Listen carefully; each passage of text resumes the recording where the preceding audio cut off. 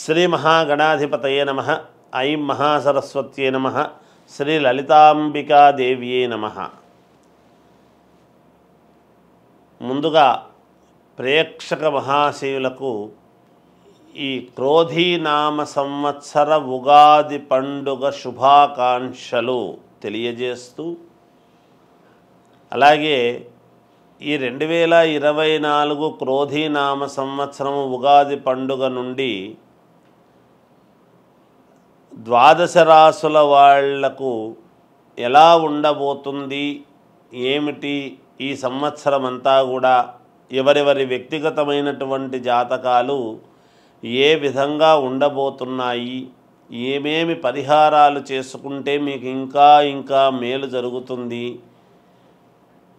అనేటువంటి విషయం గురించి ఇప్పుడు మనము తెలుసుకుంటూ ఉన్నాము. ఉగాది పండుగ వచ్చింది అని అనగానే అందరూ కూడా రాశి ఫలాల యొక్క మా వ్యక్తిగతమైనటువంటివి ఎలా ఉన్నాయి అని ఎదురు చూడటమే అందరికీ కూడా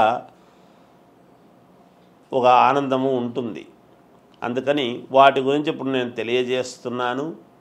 మకర రాశి ఉత్తరాషాఢ నక్షత్రము 2, 3, 4 పాదాలు, శ్రవణ నక్షత్రము 4 పాదాలు, ధనిష్ట నక్షత్రం 1, 2 పాదాలు మకర రాశి అవుతుంది. ఆదాయము 14, వ్యయం 14, రాజపూజ్యత 3, అగౌరవము 1. మకర రాశి వాళ్లకు చాలా యోగవంతముగా ఉన్నది ఈ సంవత్సరం అంతా కూడా అని నేను తెలియజేస్తున్నాను. మీరు వేసేటువంటి ప్రతి అడుగు, మీరు చేసేటువంటి ప్రతి పని మీకు ఆనందాన్ని ఇస్తుంది, గెలుపుకు దారి తీస్తూ ఉంటుంది. అంటే మీరు వెళుతూ ఉండేటువంటి ముందు పని అనేది మీకు సంతృప్తినివ్వాలి, కానీ శారీరకమైనటువంటి శ్రమ అనేటువంటిది అధికముగా ఉంటుంది. ఎందుకు? మకర కుంభాలకు శని అధిపతి కాబట్టి, శని స్వక్షేత్రగతుడై ఉన్నాడు కాబట్టి విపరీతమైనటువంటి శారీరకమైన శ్రమ అనేటువంటిది మీకు పెడతాడు. మానసికంగా కూడా శ్రమ ఉంటుంది. కానీ మీకు ఇప్పుడు ఎంత శ్రమ పడుతున్నారో అంత సుఖపడేటువంటి యోగము అనేటువంటిది ఉన్నది గాక, చేసే వృత్తి యందు ఉత్తీర్ణత, మంచి యోగం ఉంది, ధనలాభం ఉన్నది, కీర్తి ప్రతిష్టలు ఉంటాయి, సంపదలు కలుగుతాయి, స్థాన బలం అనేటువంటిది మీకు పరిపూర్ణముగా ఏర్పడుతుంది. అన్నింటా ఆకర్షణ, ఏది అనుకున్నా మీకు ఆకర్షణగా ముందుకు మీ దగ్గరికి రావటం జరుగుతుంది. ప్రతి అడుగు మీరు విజయం వైపే వేస్తారుగాక, శత్రువులు కూడా మిత్రులుగా మారేటువంటి అవసరము, ఆవశ్యకత ఉన్నది. జనాదరణ బాగా పొందుతారు, జనములో మీరు బాగా ఆదరణ అనేటువంటిది పొందుతారు. పలుకుబడి పెరుగుతుందిగాక, తద్వారా మానసికమైనటువంటి సంతృప్తి మీకు కలుగుతుంది. ఎప్పుడైతే అందరూ మిమ్మల్ని మీరే కావాలి, మీరే ఉండాలి, మీ యొక్క ఇది మాకు ఉండాలి అని కోరుకుంటారో మానసికమైనటువంటి సంతృప్తి కలుగుతుంది గాక. అమ్మవారి అనుగ్రహము మీకు పరిపూర్ణముగా ఉంది అనేటువంటిది నిదర్శనముగా కనబడుతూ ఉన్నది. విదేశాలకు వెళ్ళాలి అనుకునేటువంటి వాళ్ళు ఆ దిశగా ప్రయత్నాలు చేయండి. ఇంట్లో శుభకార్యాలు అనేటువంటివి చేసి తీరుతారుగాక తప్పకుండా. ఉద్యోగాలు రావాల్సినటువంటి వాళ్లకు ఉద్యోగాలు వస్తాయి.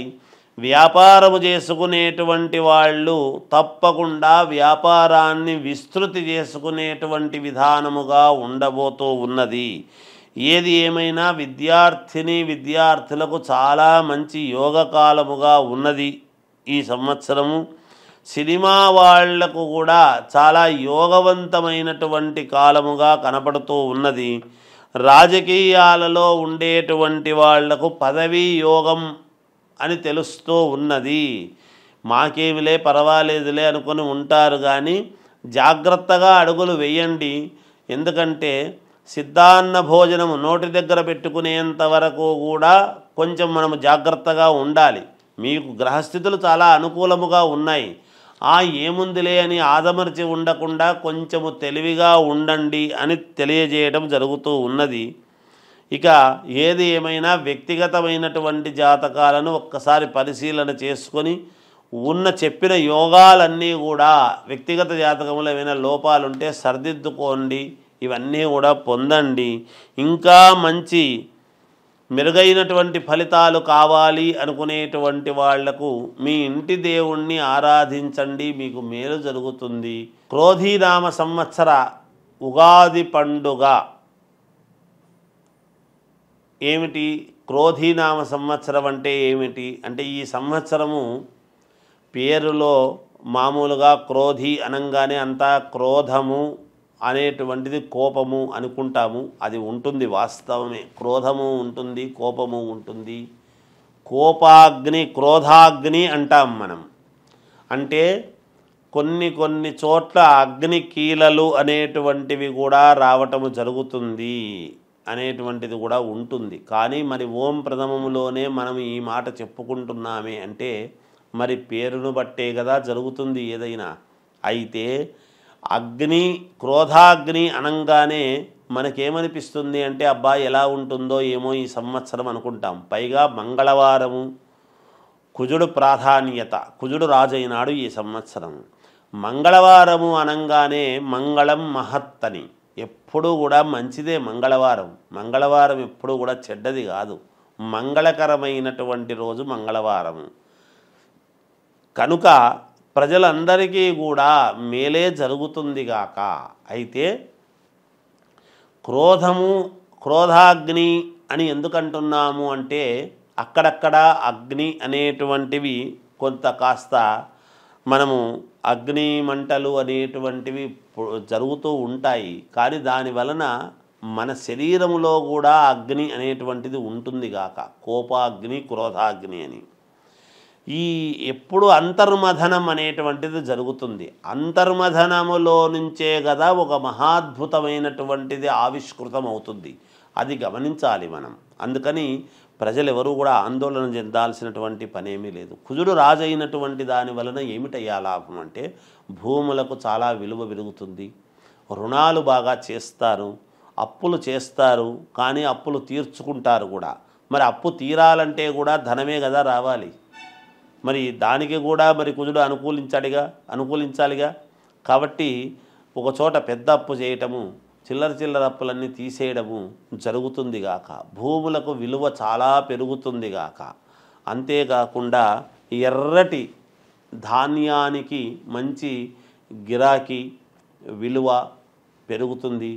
అలాగే ఈ సంవత్సరము మాంగళిక దోషాలు, కుజదోషాలు ఇవన్నీ ఉండేటువంటి వాళ్ళు విపరీతముగా పూజలు, కార్యక్రమాలు చేసుకోవటం అనేటువంటిది జరుగుతుంది. ఈ సంవత్సరము కుజుడికి ప్రాధాన్యత అంటే సుబ్రహ్మణ్యేశ్వర స్వామికి ప్రాధాన్యత అనేది మనము గమనించాలి. సుబ్రహ్మణ్యేశ్వర స్వామికి ప్రాధాన్యత అంటే ఏమిటి అంటే సంతానాన్ని ఇవ్వవలసినటువంటి వాడు కూడా సుబ్రహ్మణ్యేశ్వర స్వామి. వివాహము కావాలి అంటే కుజుడి యొక్క ప్రభావమే. అందుకే వివాహాలు అనేటువంటివి ఇప్పుడు మామూలుగా మౌఢ్యమే అది ఉండేటువంటి దాని వలన ఇప్పుడు జరగవు, కానీ ఆగస్టు తర్వాత విపరీతమైనటువంటి పెళ్ళిళ్ళు జరుగుతాయి.